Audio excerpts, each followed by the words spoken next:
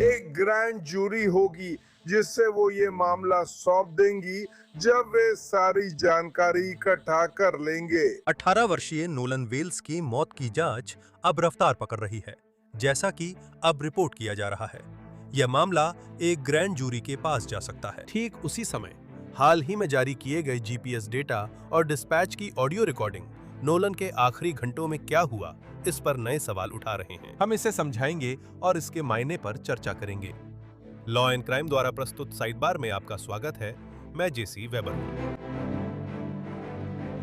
ठीक है, तो हमें नोलन वेल्स की मौत की जांच में अब जिस बड़े नए चरण में हम प्रवेश कर रहे हैं उसके बारे में बात करनी होगी। 18 साल का कॉलेज फुटबॉल खिलाड़ी 4 जुलाई वीकेंड पर दोस्तों संग बोटिंग करते हुए मिसिसिपी गल्फ कोस्ट के पास हॉर्न आइलैंड जाते समय गायब हो गया। उसका शव उसके गायब होने के 2 दिन बाद पास में ही मिला था। अब परिवार ने डिस्ट्रिक्ट अटॉर्नी से मुलाकात की है और अब ये रिपोर्ट किया जा रहा है कि ये जांच शायद ग्रैंड जूरी तक जा सकती है। अगर ये सच है, तो हम शायद ये पता लगाने के एक कदम और करीब हैं कि नोलन की मौत के लिए कौन, अगर कोई है, जिम्मेदार है, या क्या इस जांच से जुड़ा कोई अपराध किसी ने किया है। साफ कहूं तो मैं नहीं कह रहा कि ऐसा ही है, लेकिन जब रिपोर्ट आती है कि मामला ग्रैंड जूरी तक जा सकता है, तो यही सोचना पड़ता है। ग्रैंड जूरी और संभावित अपराधों के बारे में सोचने पर इसका कई मतलब हो सकता है। लेकिन चलिए, ये न भूले कि यहां अभी भी बहुत सी बातें रहस्य बनी हुई हैं, जिन्हें सुलझाना बाकी है। टाइमलाइन के कुछ अहम हिस्सों पर अब भी बहस चल रही है। कुछ अहम सबूतों का अब तक पूरा विश्लेषण नहीं हुआ है, और हम अभी भी, और शायद सबसे महत्वपूर्ण बात यह है कि हम अब तक नोलन की आधिकारिक मृत्यु का कारण नहीं जानते हैं। हमें नहीं पता परिवार की स्वतंत्र पोस्टमार्टम रिपोर्ट कब जारी होगी। पिछले हफ्ते हमें उम्मीद थी कि हम आपको 10 जुलाई को वो अपडेट दे पाएंगे जब परिवार के वकील बेन क्रेम्प ने कहा था कि उन्हें शुरुआती निष्कर्ष मिलने की उम्मीद थी, लेकिन फिलहाल हम अभी भी उस बारे में अंधेरे में हैं। क्रेम्प ने कहा कि उड़ान रद्द होने से नोलन का शव डीसी में उस जांच के लिए ले जाने में दिक्कत हो रही है, और इसी के साथ आधिकारिक राज्य जांच के तहत भी अभी तक कोई पोस्टमार्टम रिपोर्ट जारी नहीं की गई है।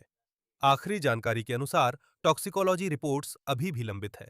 पिछले हफ्ते जैक्सन काउंटी के शेरिफ जॉन लेडबेटर ने कहा था कि सी आपराधिक संलिप्तता का संदेह करने की कोई वजह नहीं है। हमें नहीं लगता कि वह निष्कर्ष या विश्वास बदला है, लेकिन जांचें आगे बढ़ती और बदलती रहती हैं। हाँ, हमें कुछ बातें पता चल रही हैं। लेकिन यह एक और बड़ा अपडेट है जिसके बारे में हमें बात करनी है। हमें बेन क्रम्प से, जो परिवार के वकील हैं, फिर से पता चला है कि नोलन का फोन एक संयुक्त निरीक्षण से गुजरेगा, जिसका मतलब है कि राज्य के जांचकर्ता और परिवार के अपने विशेषज्ञ दोनों ही फोन का विश्लेषण करेंगे। यह संभावित गेम चेंजर हो सकता है, और सवाल उठते हैं कि यह कैसे काम करेगा और सबूतों को कैसे प्रोसेस किया जा रहा है। क्या इससे किसी भी तरह से सबूत दूषित हो सकते हैं? आप इस दोहरी जांच को कैसे अंजाम देंगे? और मेरा मतलब है, रिपोर्ट्स के मुताबिक परिवार का मानना है कि उस फोन से डेटा डिलीट किया गया हो सकता है। तो यह भी एक दिलचस्प सवाल उठाता है कि नोलन के पास उसका फोन क्यों नहीं था। हमने इसके बारे में पहले भी बात की है।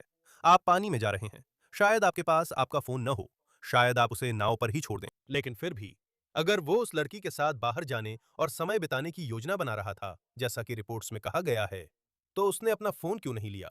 तो वहां कुछ दिलचस्प सवाल हैं, और हमें यह भी बताना चाहिए कि फोन फिलहाल क्रैम्प के स्वतंत्र जांचकर्ताओं के पास है। रिपोर्टिंग यही बताती है। परिवार ने नोलन का फोन लाइफ 360 ऐप से ढूंढ लिया था, और तब से वो उनके पास है। अब ये सामने आया है, ये भी बड़ा अपडेट है। नोलन की मौत के आसपास के घटनाक्रम को लेकर नई जानकारी सामने आई है। मेरा मतलब क्या है? एनबीसी न्यूज को वो ऑडियो मिला है जो शायद नोलन के दोस्तों की मदद की पुकार का है, जब उसकी नाव मुसीबत में थी। इसे सुनिए। हम डूब रहे हैं, क्या आप आ सकते हैं? सब नाव पर और ठीक है? हाँ, सभी लोग बहुत बातें कर रहे हैं। एनबीसी न्यूज और न्यूयॉर्क पोस्ट की रिपोर्ट के अनुसार नाव पर संभवतः 7 लोग थे, और उसे शाम 4 बजे के आसपास परेशानी हुई। नाव के ऑपरेटर ने बताया, अरे, हम हॉर्न के पश्चिमी सिरे पर हैं और हमारी बिल्ज पंप ने काम करना बंद कर दिया है। मैं चाहता हूं कि इस नाव को डूबने से बचाया जाए और वापस खींचकर लाया जाए। बताया गया कि उस नाव को 3 मील तक टो किया गया। 1 घंटे से कम समय बाद नाव ने रफ्तार पकड़ ली। हम इस पर और बात करेंगे। जैक्सन काउंटी शेरिफ जॉन लेडबेटर से पता चला कि नोलन उस नाव से वापस नहीं आया। हमें निश्चित रूप से नहीं पता कि कॉल के दौरान नोलन उस नाव पर था या वो उस समय तक नाव से उतर चुका था। लेकिन देखिए, जितना हम समझ पा रहे हैं, हमारे पास जो जानकारी है उसके मुताबिक उस कॉल और शाम 4:31 बजे के बीच जब नाव रवाना हुई, ऐसा लगता है कि नोलन अब उनके साथ नहीं था। तो उस समय के दौरान क्या हुआ?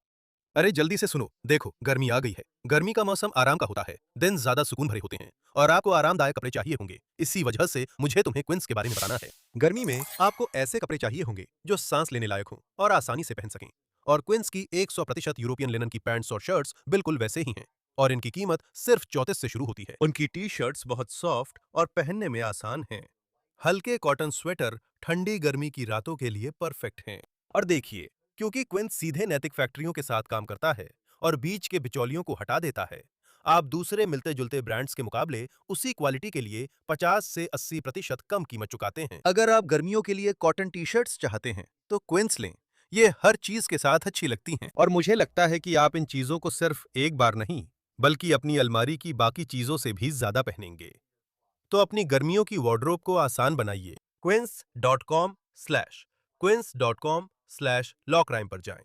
फ्री शिपिंग, 365 दिन की रिटर्न पॉलिसी पाएं और अब ये कनाडा में भी उपलब्ध है। यह है quince.com/lawcrime। फ्री शिपिंग और 365 दिन की रिटर्न के लिए quince.com/lawcrime। और वैसे ये भी था। उस दिन नाव की गतिविधियों को ट्रैक करने वाले जीपीएस डेटा से जुड़ी नई जानकारी भी सामने आई है। तो समय रेखा के ये छोटे छोटे गायब हिस्से अब एक साथ जुड़ने लगे हैं। हम बात करेंगे कि जीपीएस डेटा क्या दिखाता है। ये परिवार के सवालों के जवाब ढूंढने की कोशिश है ना? यही सबसे जरूरी है। क्या आप जवाब दे सकते हैं? अब सब विस्तार से जानेंगे। मैं उस प्रेस कॉन्फ्रेंस से शुरू करना चाहता हूं जहां हमें ग्रैंड जूरी के बारे में पता चला। तो बेन क्रैम्प ने बताया कि परिवार ने Jackson County District Attorney Angel Myers McGrath से मुलाकात की और शायद उस मुलाकात की सबसे बड़ी बात सीधे क्रैम्प से आई। उन्होंने परिवार को बताया कि एक ग्रैंड जूरी होगी जिसे वो ये मामला सौंपेंगी जब सारी जानकारी इकट्ठा कर ली जाएगी और जांच पूरी हो जाएगी। हमने यह भी सहमति जताई कि हमारे विशेषज्ञों और उनके विशेषज्ञों के साथ मिलकर हम मोबाइल फोन की संयुक्त जांच करेंगे। अटॉर्नी एरिक हर्ट्ज पूर्व कानून प्रवर्तन विशेषज्ञों के साथ जांच टीम का नेतृत्व करने में मदद कर रहे हैं जो हमारे मोबाइल फोन से डेटा निकालने में सहायता करेंगे। तो हर कोई एक ही समय पर देख सकेगा कि मोबाइल फोन में क्या है। हमने ये भी बात की कि हम हर छोटी बड़ी बात का ध्यान रखें। मुझे पता है कि हमें रोजाना लगभग 50 से 100 कॉल्स आ रही हैं। उन लोगों से जो हॉर्न आइलैंड पे थे या उन लोगों से जो वहां मौजूद लोगों को जानते हैं, हमें कॉल्स आ रही हैं और इसलिए हम लगातार डटे हुए हैं और ये जानने की कोशिश कर रहे हैं कि नोलन वेल्स की मौत क्यों हुई। अब मुझे एक बात साफ करनी है। यह ग्रैंड जूरी का मतलब ये नहीं है कि किसी पर आरोप लगाए जा रहे हैं, लेकिन इसका मतलब ये जरूर लगता है कि डीए सबूतों को एक ऐसे समूह के सामने पेश कर सकता है जो तय करेगा कि आरोप लगाए जाने चाहिए या नहीं। और ये भी एक सवाल बन जाता है कि क्या डीए वाकई में उस पर आगे बढ़ेगा या नहीं। देखिए, जैसा कि हमने पहले भी इस मामले में चर्चा की थी, ऑनलाइन बहुत सारी गलत जानकारी फैलाई जा रही है। आप जानते हैं, हमारे पिछले एपिसोड में हमने उस वायरल वीडियो के बारे में बात की थी जो घूम रहा था, जिसे शुरू में ये माना गया था कि उसमें नोलन अपने फोन को लेकर किसी बहस में है। बाद में नोलन के दोस्त ने कहा कि वीडियो में नोलन नहीं, वह खुद था और वही बहस कर रहा था। बेन क्रैम्प ने भी विरोधाभासी बयान मिलने की बात मानी। यही एक गवाह ने हमें बताया था और हमने वही रिपोर्ट किया। फिर एक और गवाह सामने आया और कहा नहीं, वो उसकी आवाज थी। हमारे पास दूसरे गवाह भी हैं जिन्होंने कहा कि वहां और भी झगड़े हुए थे। जैसा मिस्टर हर्ट्ज ने कहा, हम सब देख रहे हैं और आगे बढ़ रहे हैं। भविष्य में हम ये कहने में और ज्यादा सावधानी बरतेंगे कि ये बात हमें एक गवाह ने बताई थी। आपकी टीम के पास वीडियो था ताकि ये पुष्टि की जा सके कि वो नोलन था या नहीं, है ना? नहीं, हमारे पास ऑडियो विशेषज्ञ हैं जो ये काम कर रहे हैं, लेकिन हमें पता है कि कुछ लोगों ने कहा कि वो वही था और कुछ लोगों ने कहा कि वो नहीं था। तो हाँ, गवाहों के बयान आपस में टकरा रहे हैं। पुलिस अब भी ऐसी कोई भी बिना एडिट की गई तस्वीरें या वीडियो ढूंढ रही है जो उस दिन क्या हुआ इस बारे में कोई जानकारी दे सके। परिवार अभी भी जवाबों का इंतजार कर रहा है और बेटे के अंतिम संस्कार की तैयारी कर रहा है। नोलन की मां क्रिस्टीन मांसली ने बताया कि वे किस दौर से गुजर रहे हैं। बहुत बहुत धन्यवाद। बस लोगों का प्यार और समर्थन जो हमें मिल रहा है। कुछ स्थानीय अधिकारियों ने भी हमसे संपर्क किया है। गोशन के मेयर केसी वॉन ने हमसे संपर्क किया है। ओ भगवान, मैं आपको बता भी नहीं सकती। हाँ, उन्होंने लगभग हर दिन हमसे संपर्क किया है। वे हमारा हालचाल पूछने के लिए मैसेज करते रहते हैं। साथ ही जेफरी हॉलम, आपका बहुत बहुत धन्यवाद। वो लगभग रोज मैसेज करते हैं। नोलन के शिक्षकों से बहुत सारी कहानियां मिल रही हैं जो मेरा दिल छू जाती हैं। उसके सहपाठी, टीम के साथी भी। तो जो कुछ भी हम अब तक बात कर रहे हैं उसे समझने में मदद करने के लिए मैं टाइलर बेली को बुलाना चाहता हूं, जो एक आपराधिक मामलों के बचाव पक्ष के वकील और नागरिक अधिकारों के वकील हैं। आपको देखकर अच्छा लगा। समय निकालने के लिए धन्यवाद। मुझे लगता है हम पहली बार इस मामले पर बात कर रहे हैं।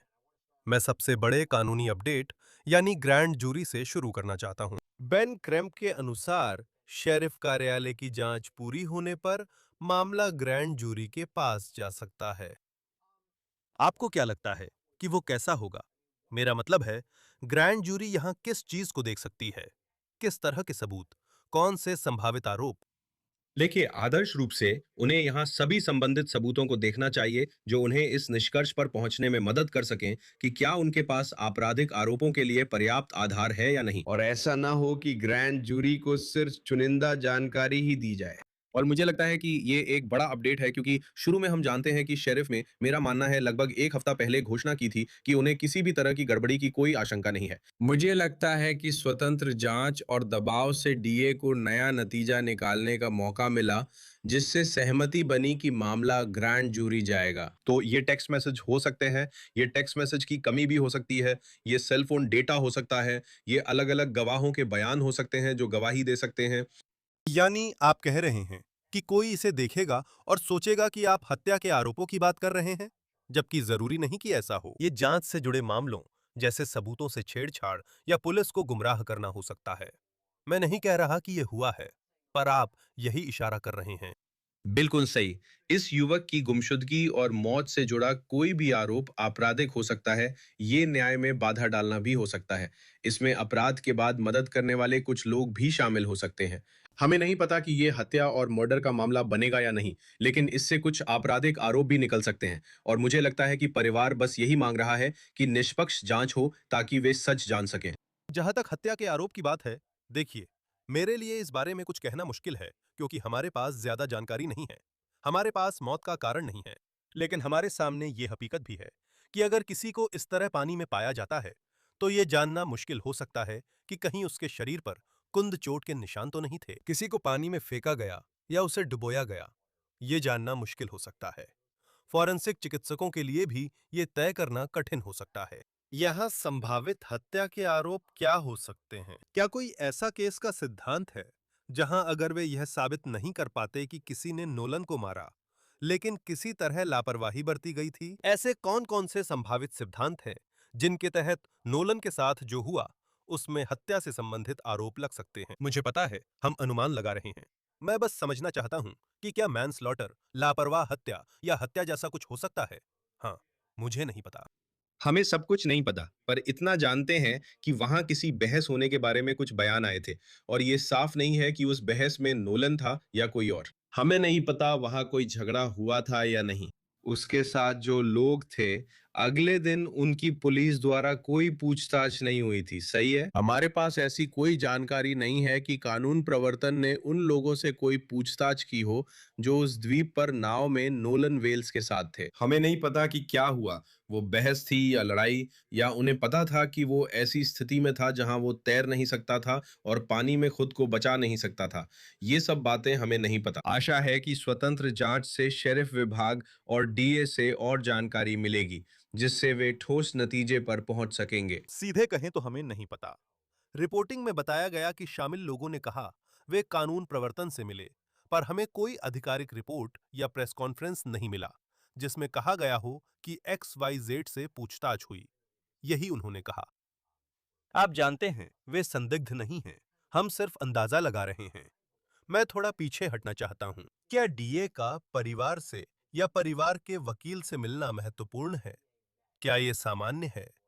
क्या इसका आपके लिए कोई अर्थ है? मेरा मतलब है, हम यहाँ थोड़ा आगे बढ़ रहे हैं और कह रहे हैं कि ये संभव है कि सबूत ग्रैंड जूरी के सामने पेश किए जा सकते हैं, लेकिन ये भी हो सकता है कि वे ग्रैंड जूरी के सामने पेश न किए जाएं। मैं जानना चाहता हूं कि रिपोर्ट्स के अनुसार डीए की परिवार से मुलाकात कितनी महत्वपूर्ण है। इस डीए ने कहा कि वो आमतौर पर उन परिवारों से मिलती हैं जिन्होंने अपने प्रियजनों को खो दिया है। ये एक बात है जो उन्होंने कही थी। लेकिन इसमें जहां एक तरफ शेरिफ ने शुरू में कहा कि इसमें कोई आपराधिक संलिप्तता नहीं है और फिर परिवार ने स्वतंत्र जांच की मांग की और फिर परिवार और परिवार के वकील के साथ एक बैठक होती है, ये बहुत महत्वपूर्ण है। मुझे लगता है कि ये दिखाता है कि जनता का दबाव और मिसिसिपी के इस इलाके पर राष्ट्रीय ध्यान ने जिला अटॉर्नी को कुछ हद तक अपना तरीका बदलने पर मजबूर किया है। वो पीड़ित के परिवार से मिलकर और यहाँ तक कि उनके परिवार व वकील के साथ कुछ साझा कदम उठाकर इस मुद्दे को संबोधित कर रही हैं। ऐसी परिस्थितियों में ये आम बात नहीं है। अगर वे ग्रैंड जूरी नहीं बनाते, अगर वे ग्रैंड जूरी के सामने सबूत पेश नहीं करते, या वे ग्रैंड जूरी के सामने सबूत पेश करते हैं और ग्रैंड जूरी आरोप तय करने का फैसला नहीं करती, तो ये आपके लिए क्या संकेत देगा? इसमें दो हिस्से हैं। ये आपके लिए क्या संकेत देगा? और बी, क्या हमें इनमें से कुछ पता चलेगा? ग्रैंड जूरी की कार्रवाई गुप्त होती है, इसलिए वहां ना तो मीडिया कवरेज होती है और ना ही बचाव पक्ष के वकीलों को वहां रहने की अनुमति होती है।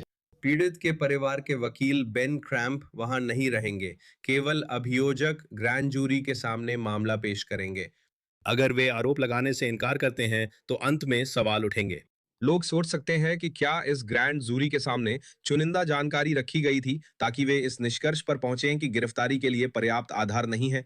मुझे सचमुच लगता है कि अगर उनके सामने रखी गई सामग्री के आधार पर उन्हें लगे कि आपराधिक आरोप बनते हैं, तो ये उन संदेहों की पुष्टि करेगा जो बहुत से लोगों के मन में है कि इस मामले को कैसे संभाला गया है और इस जांच में और नॉलन की मौत के बाद जो भी खामियां नजर आ रही हैं। यह भी संभव है कि जिला अटॉर्नी ग्रैंड जूरी के पास न जाए, या आरोप तय होने पर भी उसके पास केस आगे बढ़ाने की बाध्यता न हो।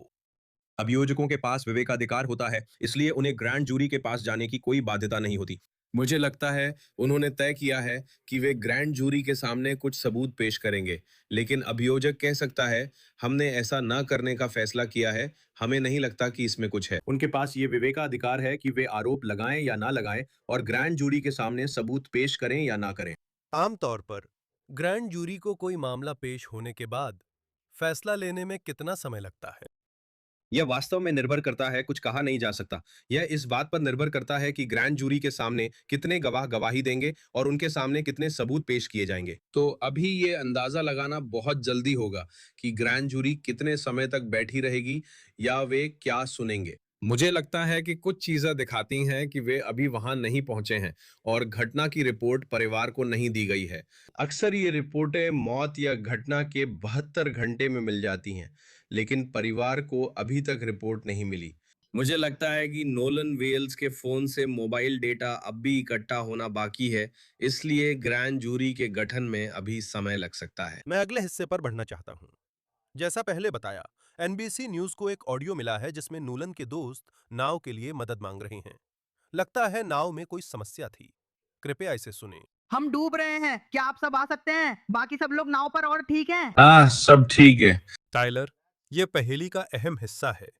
तुम्हें क्या लगता है, जब कॉल आई जिसमें बताया गया कि नोलन कभी न कभी उस नाव पर था, उस नाव में दिक्कत थी और कॉल करने वाला कहता है कि सभी नाव पर हैं। फिर से, हमें पक्का नहीं पता कि उस कॉल के दौरान नोलन नाव पर था या नहीं, लेकिन फिर भी मुझे लगता है कि यह बहुत महत्वपूर्ण है कि यह सब हो रहा है। इससे तुम्हें क्या समझ आता है? ये बहुत महत्वपूर्ण है। बयान है कि सभी लोग नाव पर थे, पर हमें नहीं पता नोलन उस वक्त नाव पर था या नहीं, क्योंकि उसी दिन नाव लौटने पर नोलन सुरक्षित घर नहीं पहुंचा। कहा जाता है कि वो या तो वहां से चला गया या उस महिला के साथ रुकना चाहता था जिससे वो उसी दिन झील के द्वीप पर मिला था। ये बहुत महत्वपूर्ण है। ये बयान है। अगर ये सच नहीं तो ये झूठ है कि सभी लोग नाव पर थे, या अगर वो कॉल के वक्त नाव पर था तो फिर क्या हुआ? अगर आप डिस्पैच की बात कर रहे हैं, वहां टोइंग की स्थिति है, तो मुझे लगता है और गवाह होंगे जिन्होंने नाव या उसमें शामिल लोगों को देखा। वैसे मुझे इसी हिस्से पर आना है। सीबीएस न्यूज ने Mississippi department of marine resources से जीपीएस डेटा लिया है, जो नाव की गतिविधि ट्रैक करता है। मैं अब उस टाइमलाइन को समझाना चाहता हूं। उनका कहना है कि ये जानकारी उन्होंने रिकॉर्ड्स रिक्वेस्ट से पाई। तो ऐसा प्रतीत होता है कि यह नाव, यह जलयान उस सुबह लगभग 9:56 बजे डॉक से निकली थी और 11:14 बजे हॉर्न आइलैंड पहुंची थी। जीपीएस डेटा के अनुसार नाव ने फिर कथित तौर पर दोपहर 4:31 बजे हॉर्न आइलैंड छोड़ा, अपने मूल प्रस्थान डॉक पर वापस आई, फिर लगभग 5:52 बजे फोर्ट बायू में गई और 6:06 बजे वापस डॉक पर लौट आई। उस शाम बाद में नाव 7:19 बजे फोर्ट बायू बोट लॉन्च में गई, फिर जमीन के रास्ते चली, जिससे यह संकेत मिलता है कि शायद उसे किसी वाहन द्वारा मालिक के निवास स्थान तक टो किया गया था। और अगर इसे समझने की कोशिश करें, तो मुझे लगता है कि बेन क्रैम्प ने दावा किया है कि नोलन को आखिरी बार दोपहर 3 बजे द्वीप पर देखा गया था। टाइलर, तुम इस जीपीएस डेटा से क्या समझते हो? अगर उसे आखिरी बार दोपहर 3 बजे द्वीप पर देखा गया था और जाहिर तौर पर न सिर्फ वे वहां से निकले बल्कि किसी और जगह गए, फिर डॉक पर गए और फिर टो कराए गए, उस समय के बीच में बहुत कुछ हो सकता था, खासकर जब इसे उन टेक्स्ट मैसेज और स्नैपचैट हिस्ट्री से जोड़ते हैं जो कथित तौर पर उसके फोन से डिलीट या गायब थी। तो लोगों के पास अपनी कहानी सही करने के लिए, शायद वकील या दूसरों से बात करने के लिए और ये तय करने के लिए कि जब वे पहुंचे तो क्या कहानी बतानी है, बहुत समय था। मैं इनमें से कई बातें केवल अनुमान से कह रहा हूं क्योंकि हमें जानकारी नहीं है और इन व्यक्तियों से पूछताछ नहीं हुई। कोई आधिकारिक बयान जारी नहीं किया गया है, लेकिन यह स्पष्ट है कि नाव के निकलने, नोलन को आखिरी बार देखे जाने और इस नाव के अपने असली मालिक के पास वापस लौटने के बीच काफी समय बीत चुका है। और देखिए, ये पुष्टि करता है, या ऐसा लगता है कि पुष्टि करता है, सही है, कि ये नाव 4:31 पर निकली थी। हमारे पास अभी भी इस बारे में विरोधाभासी बयान है कि क्या नोलन चैत ने खुद पीछे रुकने का फैसला किया था या उन्हें पीछे छोड़ दिया गया था। और ऐसा लगता है कि यह विस्तृत जीपीएस डेटा एक महत्वपूर्ण भूमिका निभाने वाला है। मैं ये कहूंगा, ये रिपोर्ट, ये एमएसडीएमआर रिपोर्ट, ये भी बताती है कि नाव के मालिक, उनकी मां और एक अन्य व्यक्ति जो कथित तौर पर नोलन के साथ उस दिन मौजूद थे, उन्होंने जांच में सहयोग किया है। आपके लिए उनका सहयोग करने का क्या अर्थ है? इसका मतलब है कि वे संभवतः कानून प्रवर्तन की पहुंच में हैं। कम से कम उसके पास उनका संपर्क विवरण है और वे उसके सवालों का जवाब दे रहे हैं। सहयोग करने से जुड़ा सवाल ये है कि किस हद तक। अब क्या वे ग्रैंड जूरी के सामने गवाही देंगे या उन्हें ग्रैंड जूरी के सामने फिफ्थ अमेंडमेंट का सहारा लेना पड़ेगा? सिर्फ सहयोग करने से वे पूरी तरह ईमानदार नहीं माने जा सकते। हमें उनकी भूमिका या जानकारी का पता नहीं है। वे वकील के जरिए भी सहयोग कर सकते हैं। तो वकील के माध्यम से सहयोग करने में कुछ भी गलत नहीं है, लेकिन मुझे लगता है कि कम से कम ये दिखाता है कि वे पुलिस को टाल नहीं रहे हैं और वे उपलब्ध हैं। तो अब मैं इस हफ्ते की प्रेस कॉन्फ्रेंस से जुड़े एक और बड़े घटनाक्रम पर आता हूं।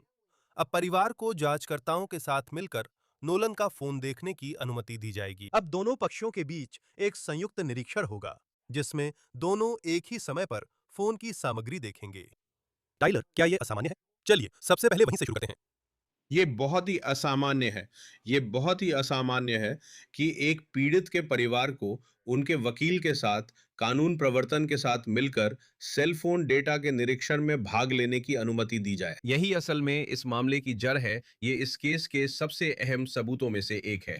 मुझे नहीं लगता कि ये सब होता अगर देश भर में इस जांच को लेकर इतनी चर्चा और बातें नहीं हो रही होती कि ये जांच कैसे आगे बढ़ी है। और ये दिखाता है कि यहाँ परिवार और कानून प्रवर्तन के बीच कुछ अविश्वास है। और मेरी समझ के अनुसार वहाँ जिला अटॉर्नी, कानून प्रवर्तन और परिवार के बीच संचार बहुत अच्छा नहीं रहा है। तो संयुक्त निरीक्षण की अनुमति देना, मुझे लगता है सरकार या राज्य की ओर से पीड़ित के परिवार के साथ कुछ विश्वास वापस पाने का एक प्रयास है।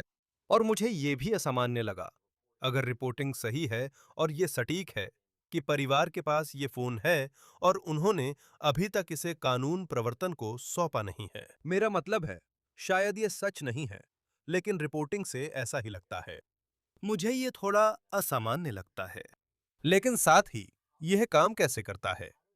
संयुक्त निरीक्षण वास्तव में कैसे काम करता है? तो वहां राज्य पक्ष की ओर से डेटा निष्कर्षण से जुड़े कुछ फोरेंसिक विशेषज्ञ मौजूद होने चाहिए। संभावना है कि मिस्टर क्रैम्प के कार्यालय की ओर से एक स्वतंत्र विशेषज्ञ भी उसी समय डीए के साथ मौजूद होंगे। इस तरह सभी एक साथ देख सकते हैं कि सारा डेटा निकाला गया है या नहीं, जिससे कुछ भी छूटे नहीं। सबसे बड़ा मुद्दा यह है कि जल्द ही घोषणा हो गई थी कि सी आपराधिक संलिप्तता के संकेत नहीं है, जबकि परिवार को जो सबूत मिला, जैसे मोबाइल फोन, वो नोलन के गायब होने के कुछ दिन बाद या उसी रात मिला था। मुझे सही समय याद नहीं है। फिर टेक्स्ट मैसेज और स्नैपचैट डेटा का गायब होना और एक साथ संयुक्त विशेषज्ञों या संयुक्त डेटा एक्सट्रैक्शन की अनुमति देकर ये परिवार को ये जानकर सहज महसूस करने में मदद करेगा कि सभी डेटा की जांच की जा रही है, इसे टुकड़ों में नहीं देखा जा रहा है। अक्सर मैंने ऐसे मामले देखे हैं जहां सेलफोन डेटा निकाला गया और राज्य कहता है कि बाकी जानकारी डिलीट हो गई है, हम उसे नहीं पा सकते। लेकिन जब आपके पास फोरेंसिक विशेषज्ञ हो तो ये सामान्य बात नहीं है।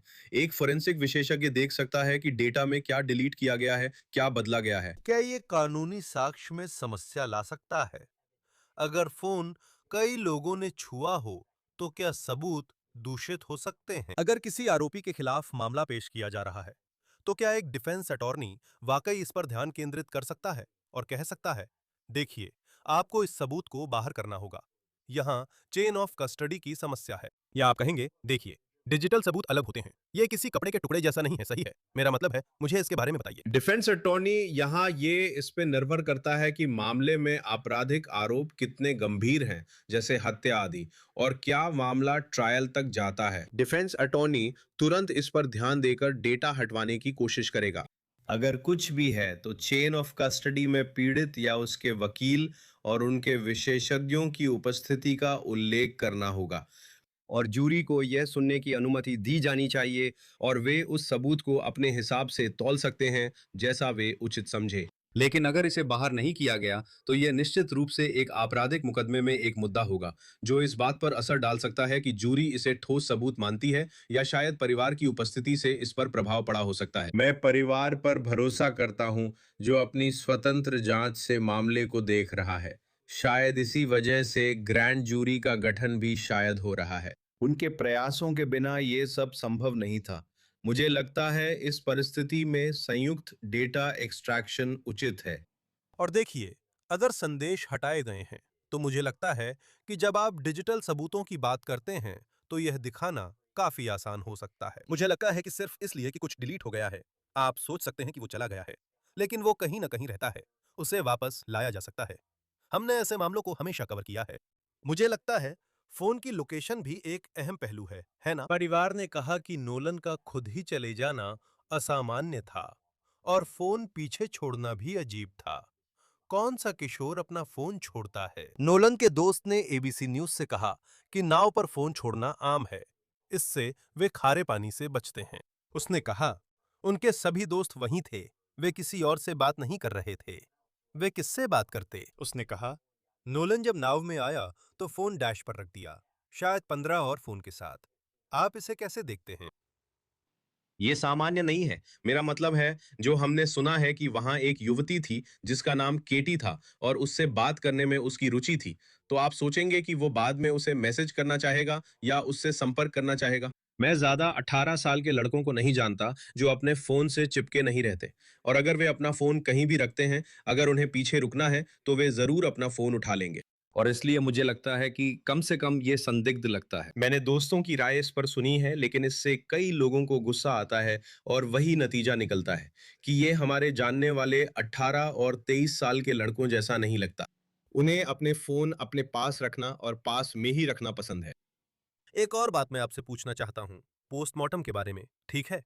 तो यहाँ दो चीजें चल रही हैं। हम दोनों के नतीजों का इंतजार कर रहे हैं, ठीक है? हम राज्य के पोस्टमार्टम का इंतजार कर रहे हैं। लगता है वे टॉक्सिकोलॉजी रिपोर्टों का इंतजार कर रहे हैं। परिवार वॉशिंगटन डीसी में स्वतंत्र पोस्टमार्टम कराने की कोशिश कर रहा है। हमें नोलन की इन संभावित दोहरी जांचों के बारे में क्या सोचना चाहिए? अगर इन जांचों के बीच कोई बड़ा अंतर होता है, जैसे कि राज्य की जांच सिर्फ डूबने को कारण बताती है, जिसमें कोई आपराधिक कृत्य, गला घोटने या संघर्ष के कोई सबूत नहीं मिलते, इसके मुकाबले परिवार की एक स्वतंत्र जांच जो कुछ और ही दिखाती है, मुझे लगता है कि इससे कुछ संदेह पैदा होता है।